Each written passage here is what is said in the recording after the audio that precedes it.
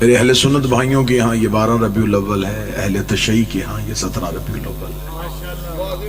میں نے کبھی زندگی میں کسی بھی جگہ پہ جا کے اس بات پہ بحث نہیں کی کہ یہ تاریخ غلط ہے اور یہ تاریخ ٹھیک ہے، اس لیے کہ 12 بھی چاند کی تاریخ ہے، 17 بھی چاند کی تاریخ ہے۔ چاند نہ تھا اور یہ تھے، بسم اللہ۔ یہ چاند کے بعد نہیں، یہ چاند سے پہلے ہے، بلکہ انہی کے پاؤں کے تلووں سے نور لے کو تو چاند کو چاند کی جد ملی۔ لہٰذا اس بات پہ بحث نہیں ہے کہ 12 ٹھیک ہے یا 17 ٹھیک ہے، عقیدہ یہ ہے کہ نبی کا میلاد ہونا چاہیے۔ تاریخوں کا محتاج میرا رسول نہیں، میلاد پیغمبر ہونا چاہیے۔ عید میلاد النبی، میلاد رسول۔ میلاد فارسی زبان کا لفظ ہے، میلاد کہتے ہیں سالگرہ کو، نبی کی سالگرہ۔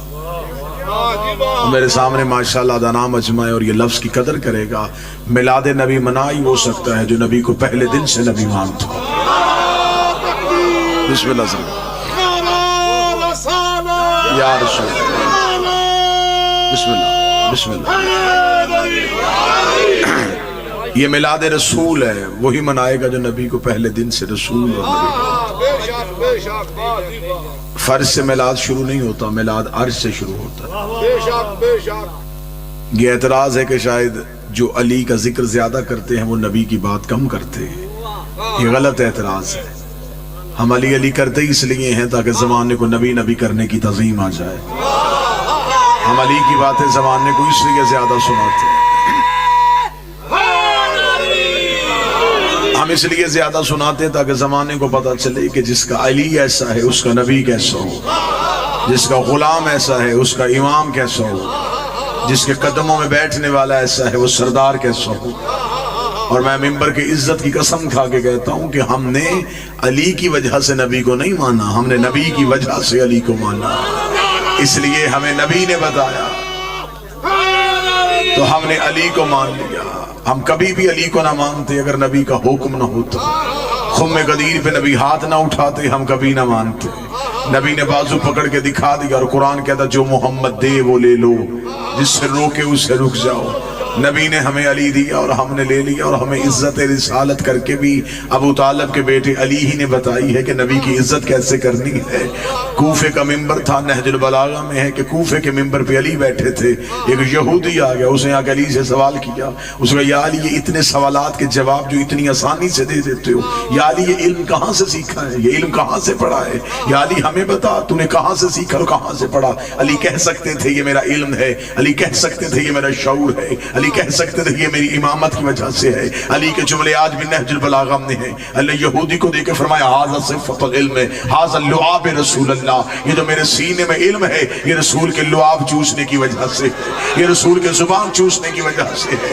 اتنا جملہ کہنا تھا، یہودی نے علی کے قدموں پہ ہاتھ رکھا، ہاتھ رکھ کے اب مجھے کلمہ پڑھوا دیجئے۔ اللہ نے دیکھے گا اب کلمہ کیوں پڑھا ہے، اس نے کہا میں نے تیرا نبی دیکھا نہیں ہے، علم تیرا دیکھا ہے، لیکن کلمہ اس لیے پڑھنے لگا ہوں جس کا شاگرد ایسا ہے وہ استاد کیسا ہوگا، جس کا غلام ایسا ہے وہ نبی کیسا ہوگا۔ اس نے علی کے قدموں پہ ہاتھ رکھ کے کلمہ پڑھا، یا ایک شخص اٹھ کے کھڑا ہو گیا، اس نے کہا اچھا یا علی آج سمجھ میں آیا یہ علم آپ کا ذاتی نہیں، یہ تو رسول کے لعاب کی وجہ سے ہے۔ پھر علی تمہارا کمال تو نہیں، یہ کمال تو ہمارے نبی کے لعاب کا ہے۔ علی جلال میں آگے جاہل نہ بن، ابھی لعاب بولا ہے، لہو نہیں بولا۔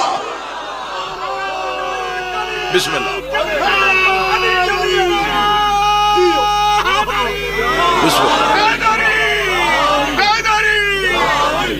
ابھی لعاب بولا۔ اللہ اکبر، یا رسول اللہ صلی اللہ علیہ وسلم۔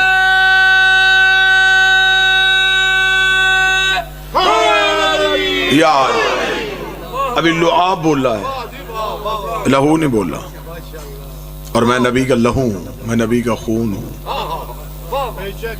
نبی نے فرمایا تھا یا علی لحموں کا لحمی دموں کا دمنی، اے علی تیرا گوشت میرا گوشت، تیرا خون میرا خون۔ لہٰذا عزت علی کرنے والوں کو پتا ہے کہ عزت نبی کیا ہے۔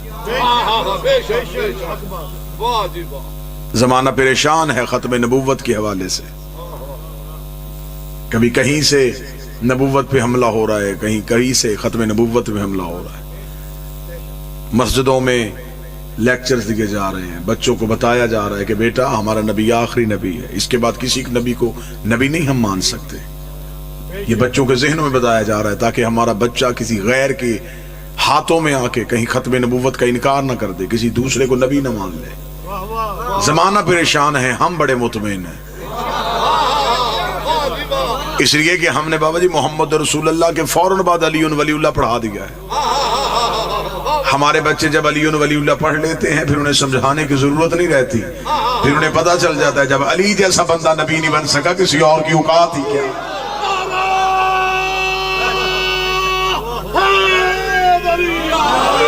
ختم نبوت کی سب سے بڑی دلیل کا نام علی ولی اللہ.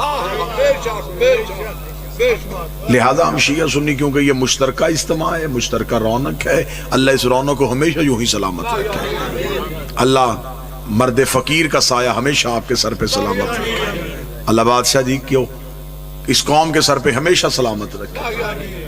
روحانیت کی فضا میں رہنے والے لوگ ہو, مولوی سے زیادہ فقیر کو ماننے والے لوگ ہو, اور وہاں کبھی دہشت گردی نہیں ہوتی جہاں فقیر کا راج, جہاں کوئی نہ کوئی علی کا بیٹا ولی کی حیثیت سے موجود ہو. لہٰذا شیعہ سنی جتنے مشترکہ احباب تشریف فرمائیں, ہمارے جھگڑے ہیں نبوت کے بعد, نظریات کا اختلاف ہے نبی کے بعد.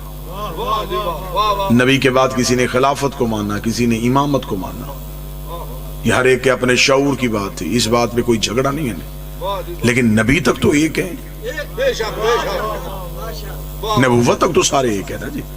نبی کے بعد کسی نے خلافت کو تسلیم کر لیا, کسی نے امامت کو تسلیم کر لیا, کوئی صحابہ کو مانتا ہے, کوئی اہل بیت کو مانتا ہے. فرق یہ بھی زیادہ نہیں ہے, بات صرف تھوڑی سمجھنے والی ہے. جو نبی سے پیار کرتے تھے انہیں صحابی کہتے ہیں, جن سے نبی پیار کرتا تھا انہیں اہل بیت کہتے ہیں. یہ میں جملہ تھوڑا اور آسان کر دوں, یہ میں جملہ تھوڑا اور آسان کر دیتا ہوں. جو نبی کو اٹھاتے تھے اسے صحابی کہتے ہیں, اور جنہیں پیغمبر اٹھاتے تھے انہیں اہل بیت کہتے ہیں. اگر کوئی موسم کی وجہ سے نہیں بول سکا جملہ اور آسان کر دیتا ہوں. جو نبی کے تھے وہ صحابی تھے, جو نبی سے تھے وہ اہل بیت تھے.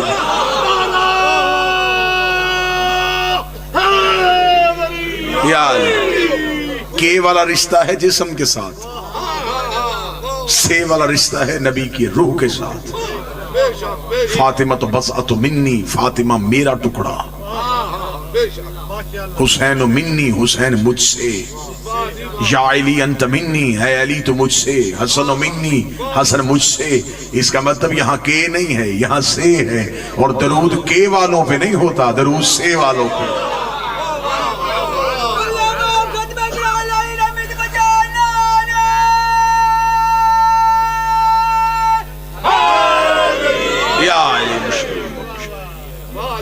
لہذا نبی کو, نبی عزت اسلام کی چاہتے ہیں تو ہمیں عزت نبی کی کرنا پڑے.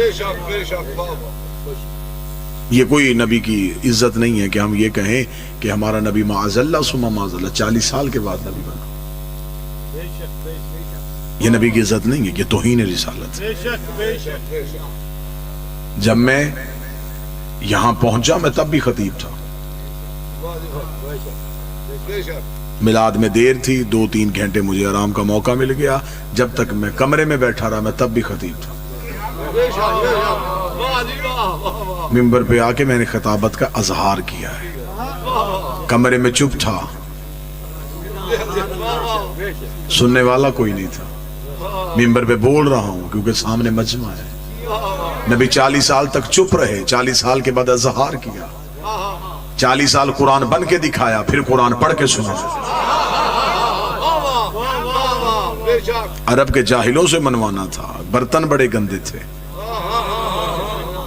لا الہ الا اللہ کہاں رکھا تھا, پہلے انہیں طاہر کیا پھر انہیں بتایا. اس کا مطلب یہ نہیں کہ معاذ اللہ نبی نہیں تھے, نبی تھے. نبی آ کے نہیں بنتا, نبی بن کے آتا ہے.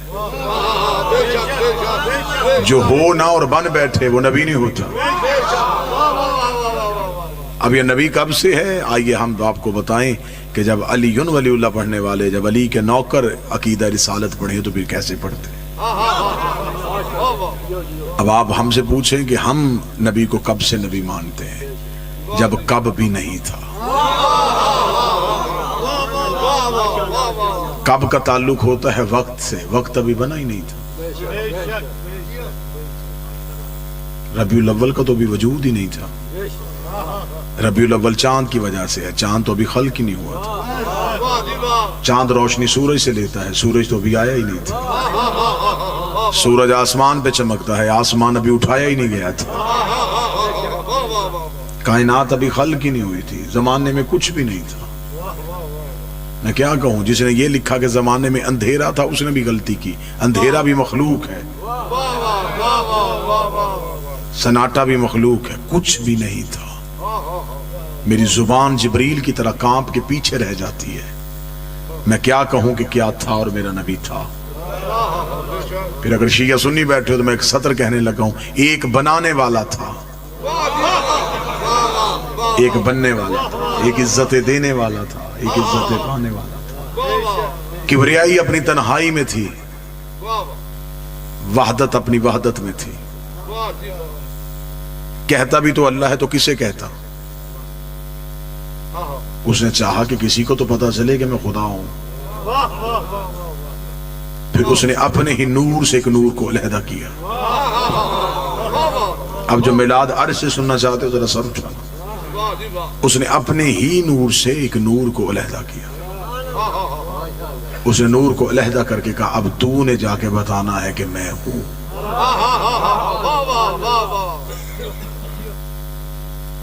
تو نے زمانے کو جا کے تعارف کروانا ہے کہ کوئی اللہ ہے. اس نور کو اپنے نور سے علیحدہ کر کے اس نے اس نور کو مقدس ترین پردوں میں رکھ دیا.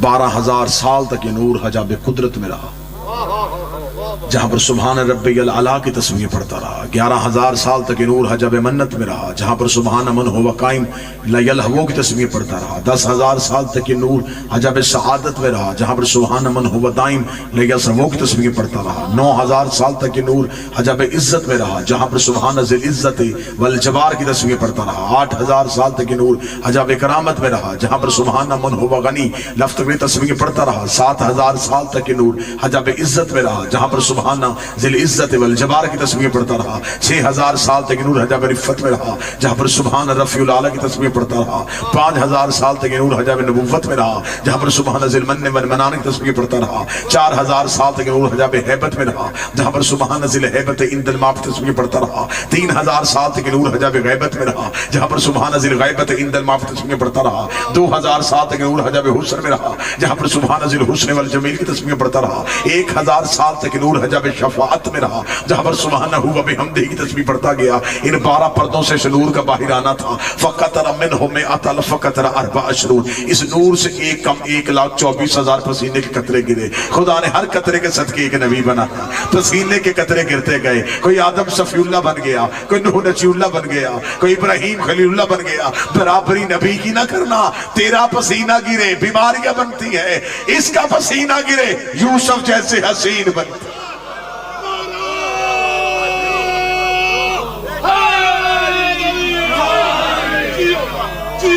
بسم اللہ. پسینے کے قطرے گرتے گئے اور خدا نبوتیں دیتا گیا. آؤ ہم تمہیں بتائیں کہ یہ کائنات بنی کیسے. معصوم فرماتے خالق العرش من العرق راسہ، نبی کے سر کا پسینہ لیا آسمان بنا دیا. اور قطر کو بندہ یہ نہ سمجھے کہ پسینہ معاذ اللہ کوئی کثافت ہے، نور سے نور گر رہا ہے. خلق العرش من العرق راسہ، نبی کے سر کا پسینہ لیا آسمان بنا دیا.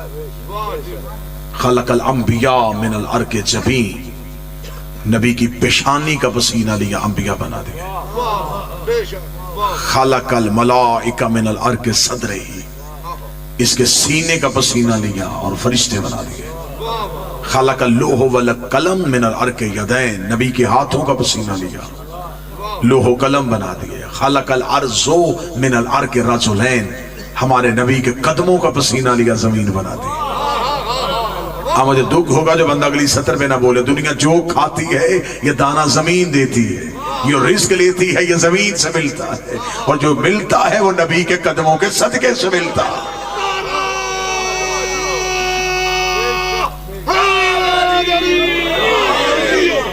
اب یہ سب کچھ کیوں بنایا؟ اس لیے بنایا، آواز آئی میں نے تجھے بنایا اپنے لیے، تجھے بنایا میں نے اپنے لیے۔ اب جو بناؤں گا، اب تو جو میری طرف کیجئے گا سر، تجھے بنایا میں نے اپنے لیے، اب جو بھی بناؤں گا وہ تیرے لیے بناؤں گا۔ میں نے آسمان کا سائبان اٹھایا تیرے لیے، بس جو بھی کام کرنا یار ایک دفعہ کر لو۔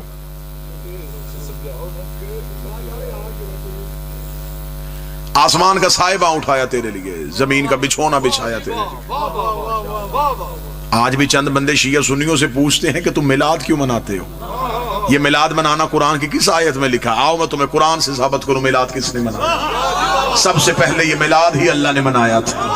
خدا نے کہا میں نے زمین کی دری بچھائی ہے تیرے لیے، میں نے آسمان کا سائبان لگایا ہے تیرے لیے، میں نے سورج کی لائٹ رکھی ہے تیرے لیے، میں نے چاند میں روشنی رکھی ہے تیرے لیے، میں نے ستاروں میں چمک رکھی ہے تیرے لیے، میں نے ہواؤں میں ترنم رکھا ہے تیرے لیے، میں نے دریا کو روانی بخشی تیرے لیے، میں نے سمندر کو طغیانی دی تیرے لیے، میں نے بادل کو شور دیا تیرے لیے، میں نے ہواؤں کو زور دیا تیرے لیے، میں نے کلیوں میں چٹک رکھی تیری محبت کے لیے، میں نے سبزے میں لہک رکھی تیرے پیار کے لیے، میں کائنات میں جو جو بناتا گیا وہ تیرے لیے بناتا گیا، کائنات میں جو جو سجاتا گیا وہ تیرے لیے سجاتا گیا۔ تجھے میں نے صرف اپنے لیے بنایا تھا، پھر کائنات کا ذرہ ذرہ میں نے تیرے لیے بنایا، کائنات کا ذرہ ذرہ میں نے تیری محبت میں بنایا۔ ابھی یہاں پہ کوئی آئے گا اور وہ آکے دیکھے گا کہ یہاں لائٹیں ہیں، یہاں ساؤنڈ ہے، یہاں دریاں ہیں، یہاں سائبہ ہے، کوئی پوچھے گا کیا ہو رہا ہے؟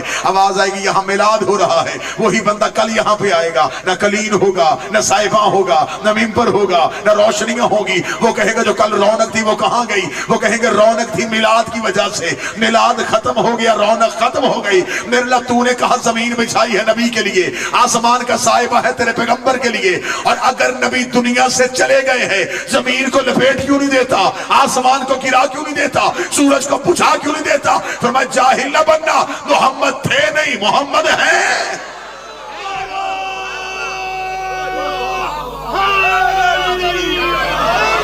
نبی تھے نہیں، نبی ہیں۔ اور جو آج کہتا ہے کہ معاذ اللہ ثم معاذ اللہ نبی دنیا سے چلے گئے، وہ بھی اپنی اذان میں کہتا ہے اشہد ان محمد رسول اللہ، میں گواہی دیتا ہوں محمد اللہ کے رسول ہیں، تھے نہیں۔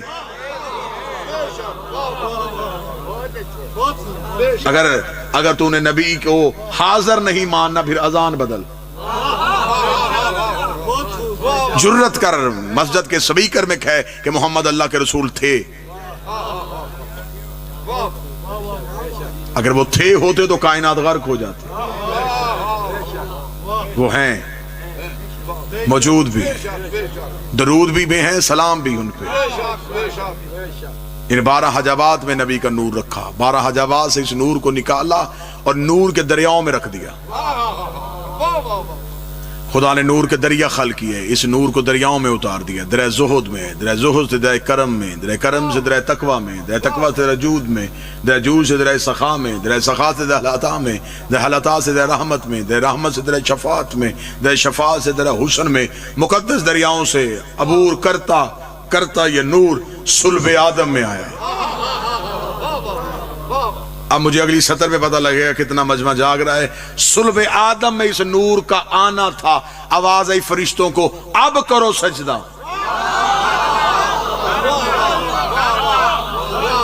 اس کا مطلب ہے سجدہ آدم کو نہیں ہو رہا، سجدہ اس نور کو ہو رہا ہے جو آدم کی پیشانی میں منتقل۔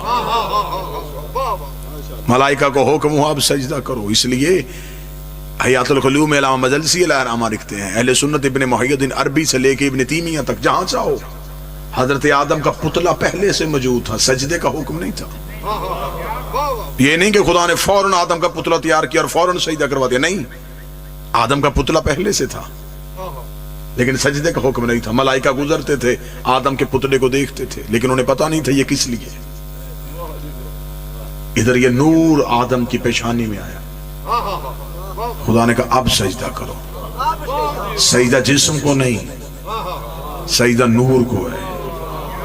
اب یہاں سے سطر پڑھنے کے بعد کاش میرے پاس ایسی طاقت ہوتی میں سطر پڑھتا نہ تمہارے دلوں پہ جا کے لکھ دیتا. سطر ہی اتنی قیمتی ہے. حضرت آدم کا پتلا پہلے سے تھا, سجدہ نہیں تھا. سجدہ تب ہوا جب ان کا نور آیا.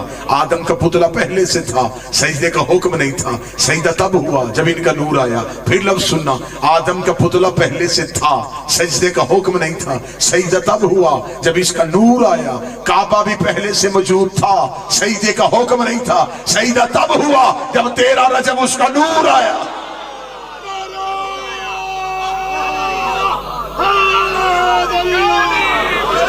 وہاں بھی نور کو سجدہ.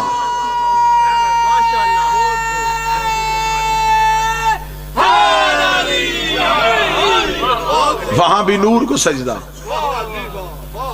یہاں بھی نور کو سجدہ. آج بھی مسلمان کعبہ کو سجدہ کرتے ہیں تو کوئی ہندو آ کے تم سے کہے کہ ہم بت پوجتے ہیں, تم بھی تو ایک عمارت کو سجدہ کرتے ہو. لیکن معصوم فرماتے ہیں کہ کعبے کے سجدے میں بھی 2 چیزیں, ایک جسم جھکتا ہے, ایک روح جھکتی ہے. اور کعبہ بھی 2 چیزوں کا مجموعہ ہے. ایک کعبہ ہے مٹی کا گھر, ایک ہے اس میں نور. سجدہ بھی اسے 2 چیزیں کر رہی ہیں, ایک بدن, ایک روح. بدن کا تعلق مٹی سے, مٹی کو جھک رہی ہے. روح کا تعلق نور سے ہے, نور کو جھک رہا ہے. صلب آدم میں اس نور کا آنا تھا. خدا نے اسے صلب آدم سے صلب شیش میں منتقل کیا.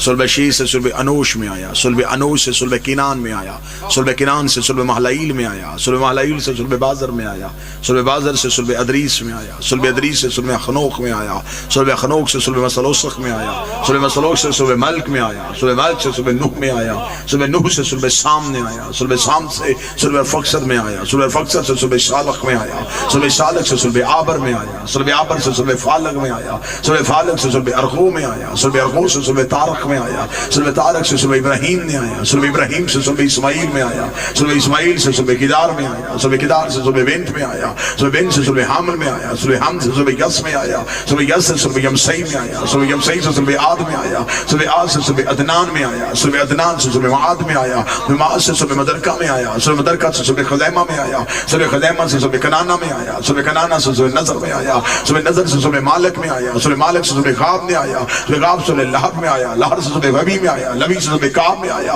صلب کعب سے صلب کلاب میں آیا, صلب کلاب سے صلب زید میں آیا, صلب زید سے صلب قصی میں آیا, صلب قصی سے صلب عبد مناف میں آیا, صلب عبد مناف سے صلب حاشم میں آیا, صلب حاشم سے صلب عبد المطلب میں آیا. صلب عبد المطلب میں پہنچ کے 2 برابر حصوں میں تقسیم ہو گیا. ایک صلب عبداللہ میں چلا گیا, ایک صلب ابو طالب میں چلا گیا. جو صلب عبداللہ میں آیا محمد رسول اللہ بن گیا, جو صلب ابو طالب میں آیا علی و ولی.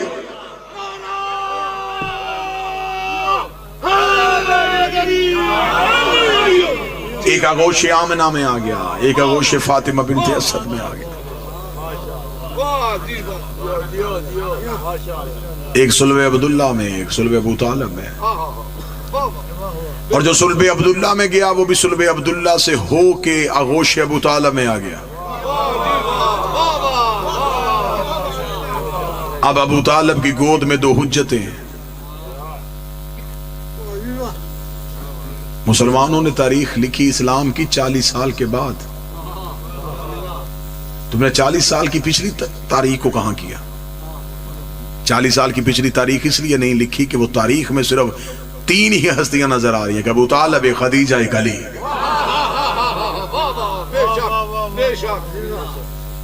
40 سال کے پیچھے تو کوئی مسلمان ہی نہیں تھا نا. 40 سال کے پیچھے مسلمانوں نے پوری تاریخ چھپا لی. صرف اتنا بتایا کہ 12 ربیع الاول کو کیسر و کسرا کے کنگرے گر گئے, بت ٹوٹ ٹوٹ کے زمین پہ آئے. یہاں نبی کی عزت بتا دی. پھر اس کے بعد فوراً تاریخ جو ہے وہ خود شرمندہ ہے کہ وہاں لکھا کہ نبی دنیا میں آئے, بت ٹوٹے, کنگرے گرے, آتش کدا جو فارس کا آتش کدا تھا جس کی آگ ہزاروں سال سے جل رہی تھی وہ بجھ گئی ہمارے نبی کے آنے کی وجہ سے. پھر آگے اب تاریخ میں کیا لکھا؟ اب فوراً آگے تاریخ میں لکھ دیا نبی کو نہیں پتا تھا کہ میں نبی ہوں. جبریل نے آ کے بتایا کہ آپ نبی ہیں. اچھا, بت کدے کی آگ کو پتا چل گیا کہ یہ نبی ہے. کیسر و کسرا کے کنگروں کو پتا چل گیا کہ نبی ہے. جو بت ٹوٹے تھے انہیں پتا چل گیا کہ نبی ہے. اور جس کے گھر میں آیا ہے. اب یہ تاریخ مسلمانوں نے فوراً کیوں بدلی؟ اس لیے بدلی کہ اب اس تاریخ میں ان ہستیوں کا کردار تھا. 40 سال تک مسلسل یہی ہستیاں اپنا کردار ادا کرتی رہی. اور یہ اتنا ظلم ہوا ہے. میرے سامنے شیعہ اہل سنت مشترکہ احباب تشریف فرما ہے. سب سے زیادہ مسلمانوں نے ظلم اپنی تاریخ پہ کیا ہے. کیونکہ تاریخ لکھی گئی ہے بادشاہوں کے دربار میں بیٹھ کے. تاریخ لکھی گئی ہے درہم و دینار کی پوٹلیاں لے لے کے. اور بادشاہ چاہتے تھے کہ نبی کے خاندان کا ذکر کم سے کم ہو. اب یہ درد دل ہم کہاں بیان کریں؟ اگر یہ مشترکہ مجمع میں بیان نہیں کرنا تو کہاں بیان کریں؟ لہذا جو میرے اہل سنت بھائی ہیں ایک لمحے کے لیے مسلمان ہو کے سنیے گا. ایک لمحے کے لیے مسلمان ہو کے سنیے گا. یہاں اب حضرت ابو طالب کا نام مٹانے کے لیے فرضی نام تراشے گئے. یہاں لکھا گیا کہ یہ نبی کو دودھ پلاتی تھی اور نبی نہیں تھے. 40 سال کے بعد نبی بنے. میرے اہل سنت بھائی جو بیٹھے ہیں وہ آج کے بعد اس بات کی تحقیق کرے. وہ جا کے پوچھے علماء سے کہ ہمیں بتائیں اس بی بی جو دودھ پلاتی تھی اس کا مذہب کیا تھا. اگر وہ کہیں گے مسلمان تھی تو آپ پوچھئے کہ کس کے مسلمان تھی؟ نبی تو خود نبی نہیں. موضوع پسند نہیں ہے تو میں جملے تبدیل کر رہا ہوں.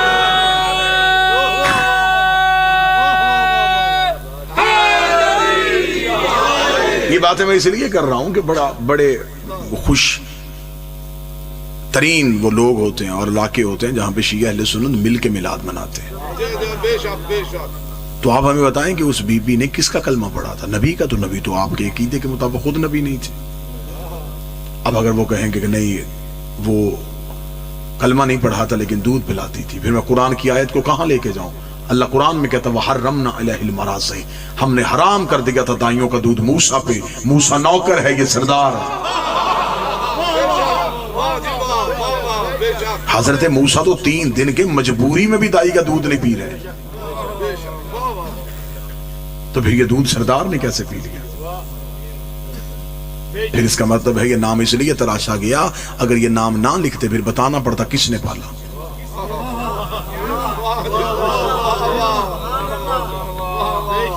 وہ حضرت ابو طالب کا نام مورخ لکھنا نہیں چاہتا تھا.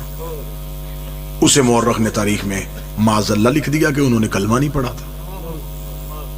اور اسلامیات میں بچوں کو یہ بتا دیا گیا بیٹا مردوں میں سب سے پہلے انہوں نے کلمہ پڑھا تھا، بچوں میں سب سے پہلے انہوں نے پڑھا تھا. اسلام کی زیادہ جنگیں انہوں نے جیتی تھی. آپ ہمیں یہ کیوں نہیں بتاتے کہ اسلام کی پہلی دعوت کس کے گھر ہوئی تھی؟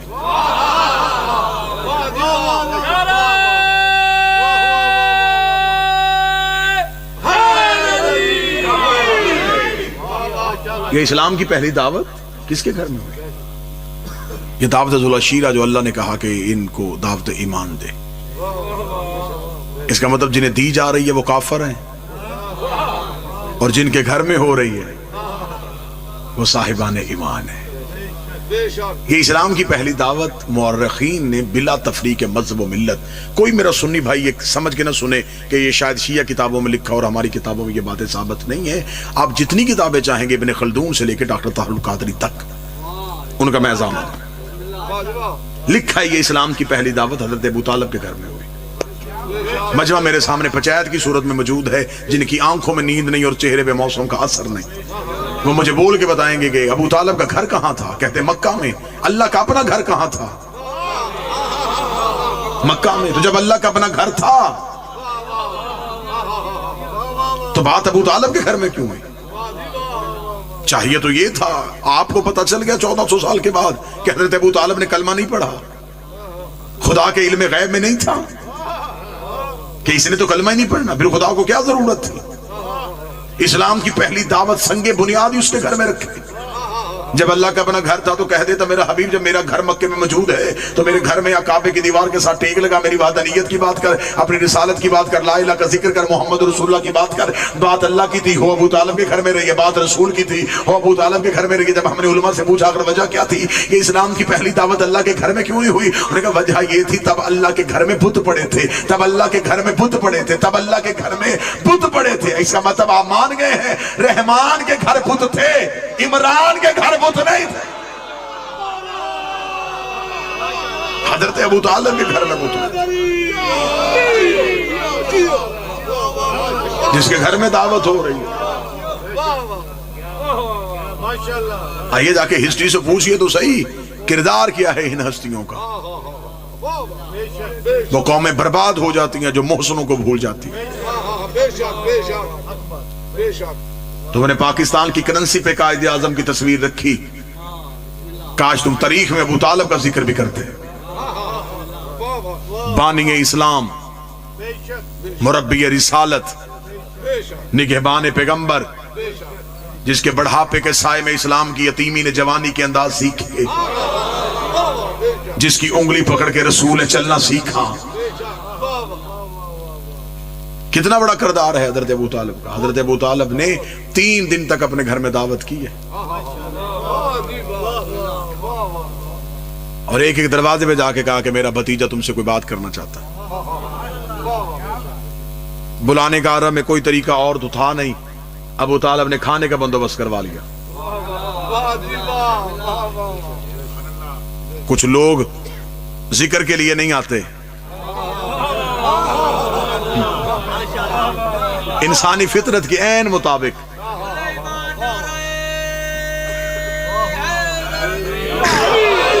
لالچ سے خوراک رکھا گیا. جنہوں نے نہیں آنا تھا وہ سب سے پہلے آئے. دعوت کا اہتمام ہوا. دعوت بھی چھوٹی موٹی نہیں تھی, پرتکلف. عربوں کو ان کے مزاج سے زیادہ کھانا کھلایا گیا. پہلے دن کھانا کھلا کے ابو طالب نے کچھ نہیں کہا, جانے دیا. فرمایا انہیں اپنے گھر کے نمک کی عادت ڈالے. دوسرے دن پھر آ گئے, آتے ہوئے اور لوگوں کو ساتھ لائے. تیسرے دن مجمع زیادہ ہو گیا. آج رسالت امام نے چچا کی ابا کے دامن کو تھاما, تھام کے کہا چچا بات میری کوئی نہیں سنتا. فرمایا آپ بتائیں سنانا کب چاہتے ہیں. رسالت امام نے فرمایا ہم چاہتے ہیں کہ آج بات ہو ہی جائے. فرمایا پھر آج کوئی نہیں جائے گا. اب کتابیں کہتی ہیں کہ حضرت ابو طالب نے جب سب کھانا کھا چکے پوچھا کسی اور کو کوئی طلب, کہنے ابو طالب تو نے تو اتنا کھلا دیا 3 دن سے, ہم تو تیرے ممنون ہیں, ہم تو تیرے مقروض ہو گئے. ابو طالب نے کہا اب ابھی قرضہ واپس لیتے. کیا کرنے لگا ہے؟ فرمایا میرا بھتیجا تم سے کوئی بات کرے گا. ان کو خبر تھی کہ اب نبی کیا کہنے والے ہیں. یہ اٹھنے کا ارادہ کر رہے تھے. ابو طالب نے اپنی ابا کو کھولا, تلوار کو نیام سے کھینچا, گھر کے بیرونی دروازے پہ اپنی تلوار کی نوک کو رکھ کے کہا آج کوئی نہیں جائے گا جب تک وہ نہ بولے. اس کو خاموش ہو جاؤ. اتنا کہنے کے بعد نبی کے چہرے پہ نظر مار کے حضرت ابو طالب نے کہا قم یا سیدی و یا مولایا, اٹھو میرا سید, اٹھو میرا مولا. فتکلم مما تحبون, اور کہہ دے وہ جو تو چاہتا ہے. وبلغ رسالتہ من ربک, اور پہنچا وہ رسالت جو تیرے رب نے تجھ پہ نازل کی ہے. ابو طالب کا جملہ کہنا تھا خدائی جھوم گئی. خدا نے کہا ابو طالب تو نے تو توحید پہ قرضہ کر دیا, تو نے 40 کافروں میں میرے نبی کو مولا کہہ دیا, میرے نبی کو سید کہہ دیا. میں 1.25 لاکھ حاجیوں میں اسی نبی کے ہاتھوں تیرے علی کو مولا نہ کہلواؤں, مجھے خدا نہ کہہ.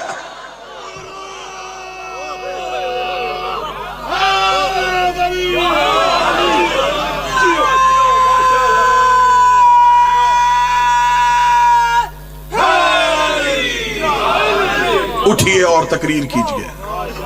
متوجہ ہیں صاحبہ؟ آئیے ہم آپ کو بتائیں اس میلاد میں کہ اسلام شروع کہاں سے ہوا, کس کے گھر میں یہ بنیاد رکھی گئی. رسول تقریر کے لیے اٹھے, کافروں نے سر جھکا لیے.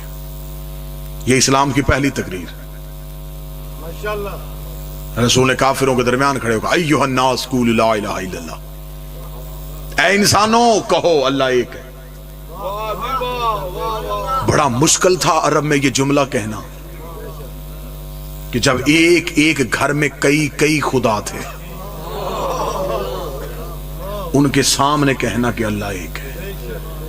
رسالت مآب کا یہ جملہ نہیں تھا، کافروں کے سینے پہ خنجر چلا. کیا اللہ ایک ہے؟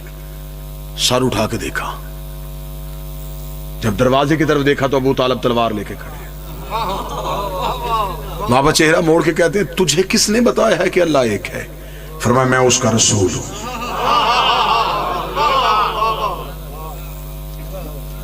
چند بوڑھے سردار اونچی آواز میں کہکا لگایا. کہکا لگا کہتے ابو طالب مبارک ہو، آج کے بعد بھتیجے کی اطاعت کرے گا.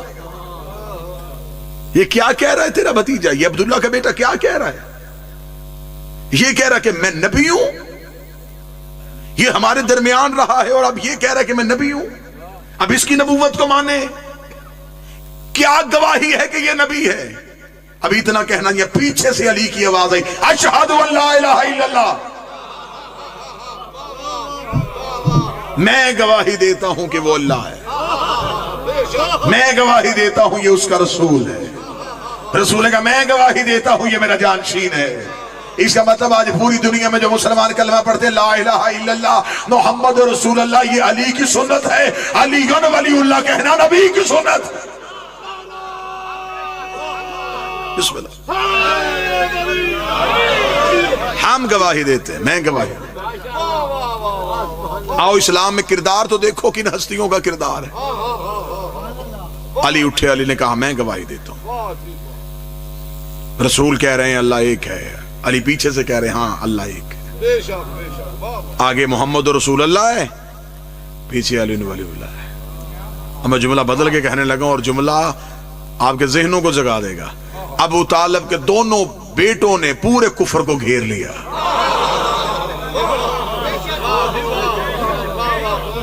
آگے محمد رسول اللہ، پیچھے علی ولی اللہ. آگے دیکھے تو محمد نظر آتا ہے، پیچھے دیکھے تو علی نظر آتا ہے. فرمایا یہاں سے مان کے جاؤ. مسلمانوں نے یہ اپنی تاریخ کے جملے چھپا دیے، جبکہ یہ انتہائی اہم چیپٹر تھا، اسے دینیات کا حصہ بننا چاہیے تھا. یہ پڑھایا جاتا لیکن چھپا دیا. صرف کیوں؟ اس میں وہ کردار نظر نہیں آ رہے جنہیں مسلمان منوانا چاہتا ہے، اور وہ کردار نظر آ رہے ہیں جن کو وہ منوانا نہیں چاہتا. مسلمانوں نے اپنی یہ جو نوجوان بیٹھے ہیں، کیونکہ اب آپ کے لیے مشکل نہیں ہے دین پہ ریسرچ کرنا، آپ کی انگلیوں کے نیچے دنیا کی لائبریریاں ہیں. اب آپ کتاب پڑھنے کے لیے مولوی کے محتاج نہیں ہیں. آپ مطالعے کا شوق پیدا کیجئے، اور آپ اسلام کی ہسٹری کو ڈھونڈنا چاہیں تو سب سے زیادہ اسلام کی ہسٹری کو جو کلیکٹ کیا وہ رومن امپائرز نے کیا. فال آف دا رومن امپائرز. کیونکہ مسلمانوں نے، یہ عیسائیوں نے مسلمان کی تاریخ کیوں خریدی؟ اگر آپ بور نہ ہو تو میں یہ جملہ بھی بتا دوں. مسلمان جب لشکر لے جا کے خطے فتح کر رہے تھے تو انہوں نے اپنی تاریخ کی کتابیں ردی بنا کے بیچی تھی. جب مسلمانوں کے جب یہ جاتے تھے اور دوسرے بادشاہ پہ حملہ کرتے تھے، اس کے کتب خانے چوری ہوتے تھے، جلا دیے جاتے تھے، تو مسلمانوں کی یہ پوری تاریخ کی کتابیں جو قلمی نسخے تھے، جو ہاتھوں سے لکھے ہوئے تھے، یہ یا دریا میں بہا دیے گئے یا یہ ردی بنا کے بیچ دیے گئے. اور یہ سب خریدے عیسائیوں نے. اور آج بھی ہالینڈ میں ایک شہر ہے، ڈچ اس کا نام ہے، سب سے پہلی عیسائیوں نے جو ایک پریس بنایا تھا وہ سب سے پہلے اس شہر میں بنایا تھا، اور انہوں نے سب سے پہلے مسلمانوں کی تاریخ دوبارہ چھاپی. اور عیسائی ان پہ اعتراض کرتے یہ مسلمانوں کی ہسٹری ہے تم کیوں چھاپ رہے ہو؟ انہوں نے کہا بھی یہ ملک فتح کر رہے ہیں، انہیں اس کی ضرورت پڑے گی. پھر جب انہیں ضرورت مسلمانوں کو پڑی تو پھر انہوں نے سونے میں تول کے دی ہے مسلمانوں کو تاریخ، اور انہوں نے اس کے جو نسخے تھے وہ اپنے پاس رکھ لیے تاکہ کبھی بھی مسلمان ہمارے سامنے آئے تو ہم اسے اس کی تاریخ سنائیں. آج بھی دنیا کی سب سے جو بڑی لائبریریاں ہیں، برٹش لائبریری ہے، ٹرکش لائبریری ہے، آکسفورڈ کی لائبریری ہے، آپ وہاں جائیں آپ کو فال آف دا رومن امپائرز ملے گی. آپ انٹرنیٹ پہ جائیں آپ کو وہاں بھی ملے گی. اس نے اسلام کی اس پہلی دعوت کو بڑے خوبصورت لفظوں میں لکھا ہے. उसने कहा जब प्रॉफिट तकरीर के लिए उठा, there was a keep silence on all of the Quraish, पूरे कुरैश में खामोशी तारी थी। And profit says who will help me, और नबी कह रहे थे कौन है जो मेरी मदद करेगा, हु विल फॉलो मी, कौन है जो मेरी इत्तबा करेगा। वो कहता वहां खामोशी थी, बट वन चाइल्ड, लेकिन एक बच्चा, हिज नेम वाज अली, उसका नाम अली था। He was only 10 years old, वो सिर्फ 10 साल का था। He cried, वो चीखा, he jumped, वो उछला, उसने कहा I will help you, मैं तेरी मदद करूंगा, I will follow you, मैं तेरी इत्तबा करूंगा, I brought the brawn of your enemies, मैं तेरे दुश्मनों की हड्डियां तोड़ूंगा।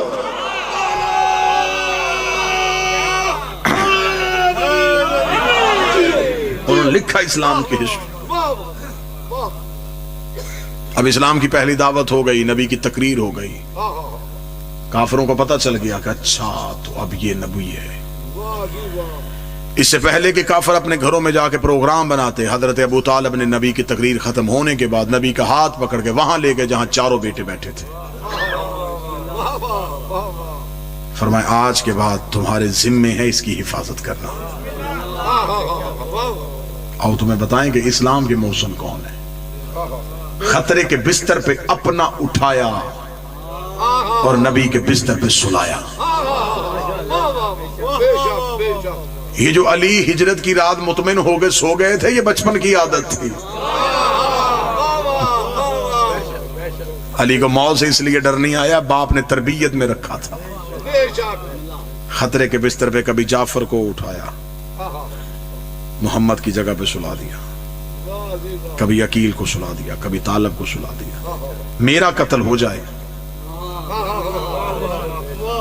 नबी पे तलवार ना चले। अरब का कल्चर ही नहीं था कि कोई चचा अपना बेटा भतीजे पे कुर्बान करता। बेटा जब भी कुर्बान होता है अकीदे पे होता है। हजरत अबू तालिब ने बिस्तर बदल के जमाने को बताया, मोहम्मद मेरे भतीजे का नाम नहीं, मेरे अकीदे का नाम। दो हस्तियों ने एहसान किया हमारे नबी पे, एक हजरत इमरान और एक जनाब खदीजतुल कुबरा।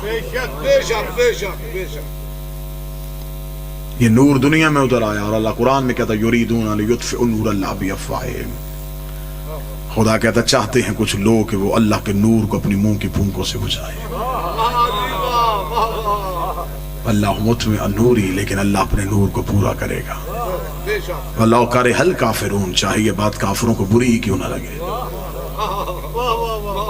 और ये लफ्ज अल्लाह ने कुरान में सूरह मुबारक तौबा में खुदा ने कहा अल्लाह ये लोग चाहते हैं नूर को मुंह की फूंकों से बुझाएं।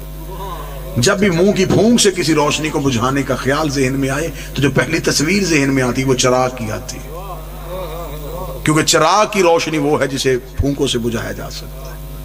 तो मेरा मालिक इसका मतलब है कि तू कुछ चिराग भेज रहा है जिसे दुनिया बजाना चाहती है। मैं वो चिराग ढूंढ रहा था कि वो चिराग कौन सा है। या जो मैंने आयत पढ़ी इसी से पता चल गया। खुदा ने कहा सिराज मनीरा, मेरा हबीब मैंने तुझे रोशन चिराग बना के भेजा। और फिर इस चिराग की हिफाजत की जिम्मेदारी दी अबू तालिब को। फिर मीर मूनस ने कहा था फनूस बन के जिसकी हिफाजत हवा करे, वो शम्मा क्या बुझे जिसे रोशन खुदा करे। फिर हजरत अबू तालिब ने ऐसी हिफाजत की है, ऐसी हिफाजत की है अबू तालिब ने कि रिसालत की तरफ किसी की आंख नहीं उठने दी। अहले सुन्नत किताब से डॉक्टर तालुल कादरी साहब की किताब है मोमिन कुरैश, उससे एक हवाला लेके आपको एक वाकया सुना के यहीं से आपकी जहमतें तमाम कर देते। रिसालत माप की ज़ाहरी तौर पे उम्र अभी 5 साल थी। बतवजह है साहब, मक्के में कहत पड़ गया। कहत क्यों पड़ा? बारिश नहीं हुई। बारिश ना होने की वजह से, खुश्क साली की वजह से कहत पड़ गया। लोग परेशान हो गए, गरीब आए सरदारों के पास। सरदारों ने एक हंगामी मीटिंग बुलाई और मीटिंग बुला के उन्होंने कहा कि ऐसे करते हैं कि अपने अपने बुतों की पूजा करते हैं और ऐसे करते हैं ये पूजा भी इनफरादी नहीं इज्तिमाई करते हैं। एक दिन रख लेते हैं दुआ का, हर कबीला अपना अपना बुत लेके आए। और आप नौजवानों को समझाने के लिए, बुजुर्ग बेहतर जानते हैं, ये अरबों की तहजीब थी। ये दूसरे कबीले का खुदा भी नहीं पूछते थे। इनमें हसद बहुत ज्यादा था, बुग़्ज़ बहुत था इनमें। یہ دوسرے کا خدا نہیں پوچھتے تھے، یہ خدا اپنا بناتے تھے۔ امیروں کا خدا بھی امیر ہوتا تھا، غریبوں کا خدا بھی غریب ہوتا تھا۔ اب آپ کے ذہن میں آئے گا کہ امیروں کا خدا امیر کیسے؟ جو امیر خدا ہوتا تھا اس کو سونے کے کنگن پہنائے جاتے تھے، غریب آٹا چاول لے کے بھی خاموش ہو جاتا تھا۔ امیروں کے خدا علیحدہ، غریبوں کے خدا علیحدہ۔ انہوں نے کہا نہیں جی اب کوئی نہیں، اب جو ایک دن مقرر ہو سارے اپنے اپنے خدا لے کے آئیں گے، سارے بت رکھیں گے، آگے اکٹھے ہو کے بیٹھیں گے، بتوں کی پوجا کریں گے، ان سے اجتماعی طور پہ منت کریں گے، بارش ہو جائے گی۔ ایک بوڑھا اٹھ کے کھڑا ہو گیا، اس نے کہا ہاشمی کسے لے کے آئیں گے؟ میں واقعہ نہیں سنانے لگا، پوری تاریخ یوں بند کر کے آپ کو دینے لگا۔ ہاشمی کسے لے کے آئیں گے؟ اس لیے کہ ہاشمیوں نے آج تک نہیں بتایا کہ وہ کس کی پوجا کرتے، ہاشم نے کبھی نہیں بتایا کہ وہ کسے مانتا ہے، عبد المطلب نہیں بتا کے گیا کہ اس کا خدا کون ہے۔ تو اگر آج سارے خدا باہری آنے ہیں تو آج تو پتہ چلے گا، اور اگر ان کا کوئی خدا نہ ہوا تو پھر ہم کہیں گے یہ بغیر لا مذہب ہے، یہ کوئی خدا مانتے ہی نہیں، ان کے ہاں خدا کا تصور ہی نہیں۔ پورے 70 سرداروں میں سے 7 سردار چنے کہ تم جاؤ ان کے گھر۔ 7 سردار اکٹھے ہو کے حضرت ابو طالب کے گھر آئے، دستک دی، اندر سے رئیس مکہ باہر آئے، اور عرب کا کوئی اجتماع ان کے بغیر ہو نہیں سکتا تھا، کیونکہ وہ سارے کمی تھے، یہ سردار تھے۔ حضرت ابو طالب نے دیکھا کہ باہر مکے کے 7 سردار کریں، فرمایا کیوں آئے ہو؟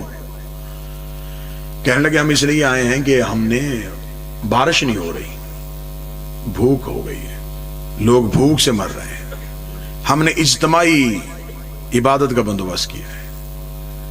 حضرت ابو طالب نے کہا اگر یہ بندوبست بھوک کی وجہ سے کیا ہے تو ہمارے گھر سے کھانا لے جایا کرو۔ ان کا دسترخوان کبھی بند نہیں ہوتا تھا، آج بھی انہی کے گھر کا دسترخوان کھلا ہے، آج بھی جسے کہیں سے نہ ملے اسے حسین کے گھر سے مل جاتا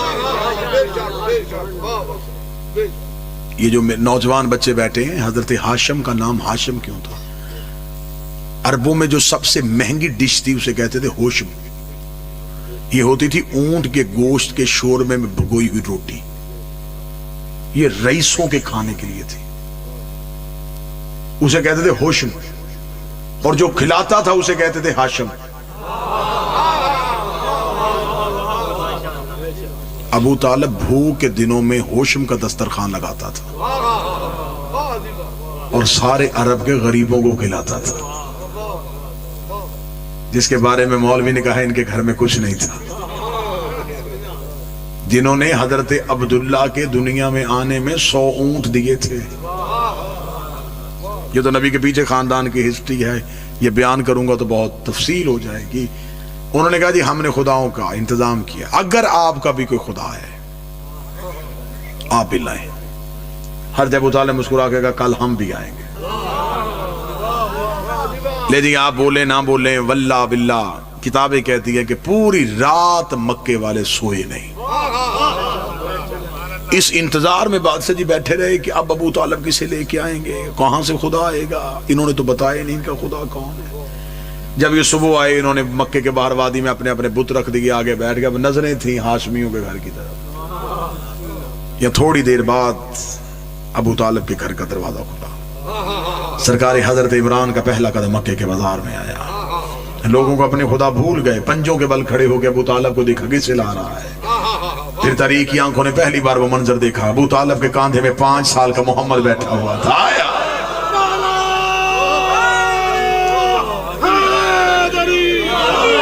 آپ خاموش ہو گئے، ابھی لا الہ الا اللہ کا نعرہ لگا ہی نہیں، ابھی کسی کو پتہ ہی نہیں کہ اللہ ہے۔